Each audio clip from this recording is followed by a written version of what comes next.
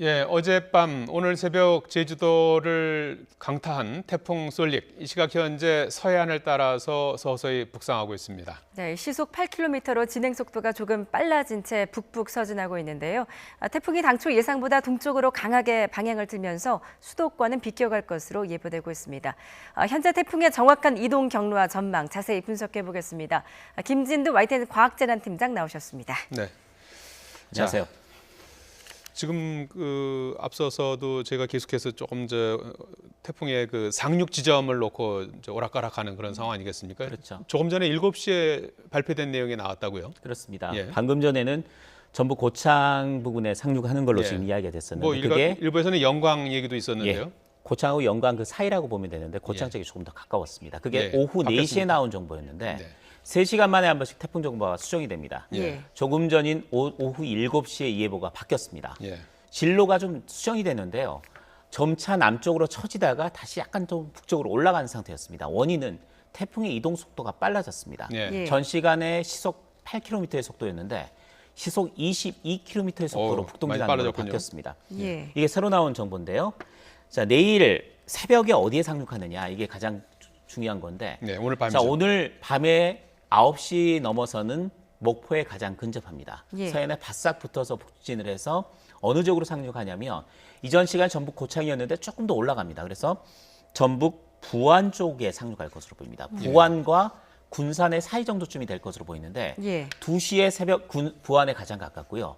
3시에는 군산에 가깝습니다. 그러니까 내일 새벽 2시 정도에는 내륙에 상륙한다고 보시면 되겠고 그 위치는 전라북도 지역, 전라북도 서해안 쪽이 될 것이라고 생각을 하시면 됩니다. 이 태풍은 그 이후에는 충청도 쪽으로 들어갑니다. 예. 그래서 새벽 5시 정도쯤이면 충주 쪽인가요?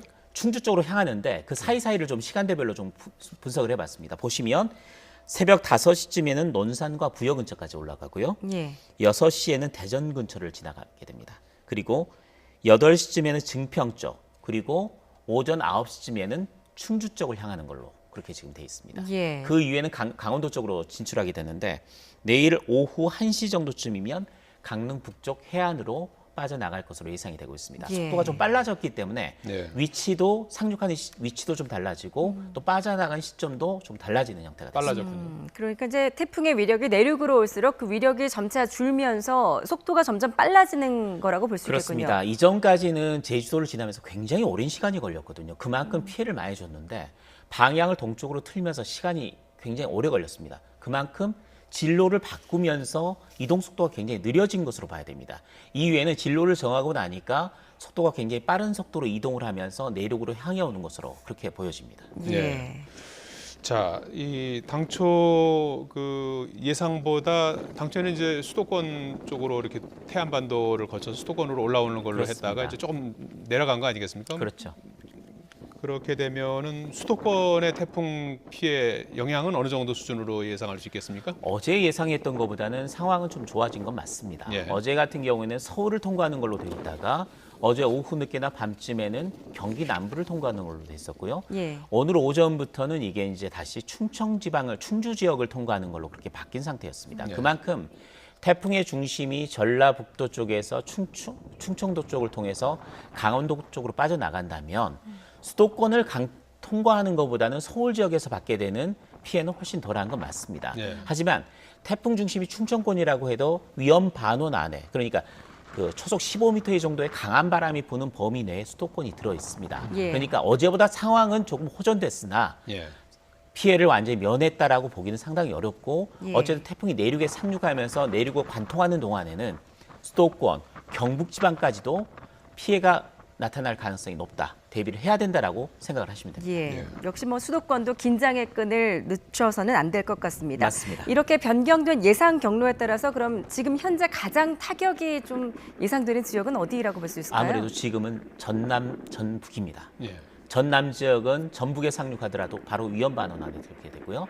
전북은 태풍의 중심이 지나가기 때문에 가장 큰 피해를 입을 수밖에 없는 지역입니다. 네. 그래서 오늘 밤부터 자정 넘어서까지는 전라남북도 지역, 그리고 내일 오전까지는 주로 충청남도 지역, 내일 오후 정도쯤으로 오전에서 오후로 넘어가는 시기에는 충청북도와 그리고 강원도 지역, 빠져나가는 시기까지 내일 오후에 늦게까지는 강원도와 울릉도, 독도까지 조심해야 됩니다.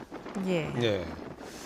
자, 이 태풍이 이제 내일 오후 1시, 내일 오후까지는 조금 이제 계속해서 이제 잘 지켜봐야 될 것 같은데요. 그 상륙한 이후에 태풍의 속도는 어떻게 될 것 같습니까?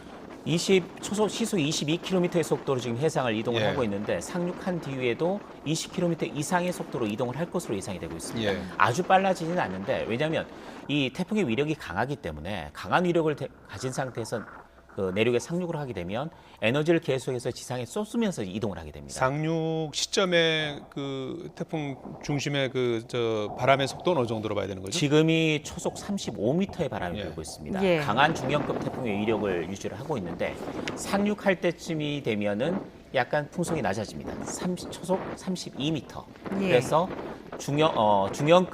소형급의 중간급 태풍, 중간 강도의 태풍으로 조금 세력이 약해진 상태에서 내륙에 상륙할 것으로 예상됩니다. 예. 하지만 여전히 중심 부근에는 초속 32m의 강풍 그리고 많은 비를 동반하고 있는 상태이기 때문에 상륙하는 순간부터 피해가 굉장히 커질 것으로 우려가 되고 있습니다. 예, 초속 35m 정도면 건장한 성인 남성이 좀 걷기 어려운 정도의 맞습니다. 색이죠? 그렇습니다. 예.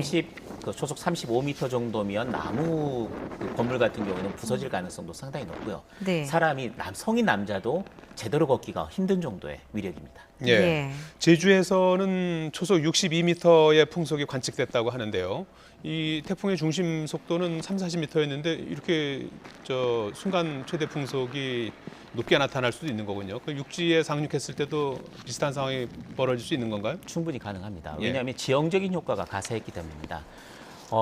태풍이 제주도 근처를 지나갔을 때 중심 부근의 최고 풍속이 43m 정도였습니다. 네. 그런데 제주도 산간 지역의 진달래밭에서 오늘 새벽에 초속 62m의 정말 폭풍이 관측이 됐습니다. 순간적인 바람이긴 합니다만은 초속 62m가 관측이 됐는데 그 원인은 이 강한 바람이 태백산맥 한라산을 타고 올라가다가 다시 내려오면서 가속 현상을 받게 됩니다. 네. 지형적 요인이 겹치면서 태풍 중심보다도 오히려 강한 태풍이 육상에서 나타날 수가 있는 거거든요. 예. 태풍이 한반도에 서해안에 상륙하기 때쯤 돼서는 초속 32m의 바람이 예상이 되고 있는데 내륙에 상륙하면 방금 말씀드렸듯이 지형적인 효과가 겹치고 또 도심 지역은 굉장히 높은 빌딩 사이로 바람이 통과하면서 가속화되는 빌딩풍이 겹치면서 예. 32m의 중심 최대 풍속을 가지고 있는 태풍이 훨씬 강한 바람을 내륙에다 불어넣을 수도 있는 겁니다. 예, 이번 태풍 솔릭 말씀하셨듯이 바람에 의한 큰 피해가 우려되는 상황인데요.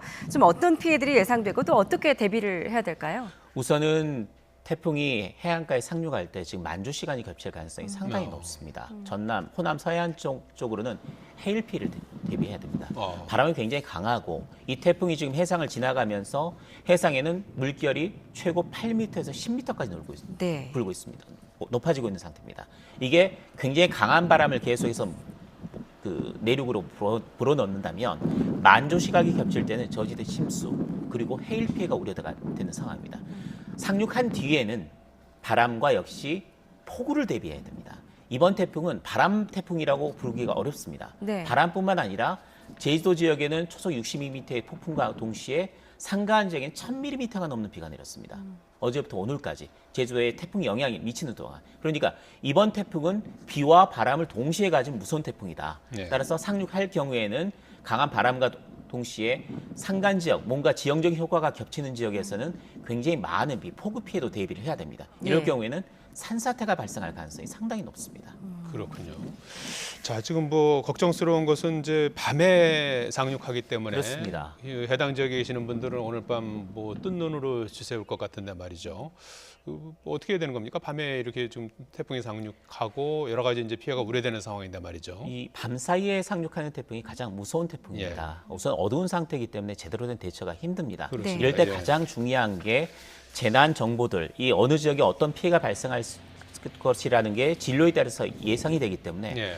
그 주민 네트워크 또는 비상 연락망을 통해서 미리 피해가 예상되는 지역의 주민들을 빨리 안전한 지역으로, 조금 더 안전한 지역으로 대피시키는 작업들이 밤사이 이루어져야 할 것으로 보입니다. 예. 가장 중요한 건 시설물 피해나 이 태풍은 바람이나 아니면 폭우를 예. 줄일 수는 없습니다. 하지만 그로 인한 피해를 줄일 수, 인명 피해를 줄일 수 있는 가능성이 있기 때문에 예, 예. 그런 연락망을 통해서 최대한 안전한 위치로 주민들을 대피시키는 작업들이 선행돼야 될 것입니다. 예. 예. 추가 태풍 정보는 밤 10시에 한 번 더 나올 예정이죠. 밤 10시에 발표가 됩니다. 알겠습니다. 김진득 YTN 과학재난 팀장이었습니다. 잘 들었습니다.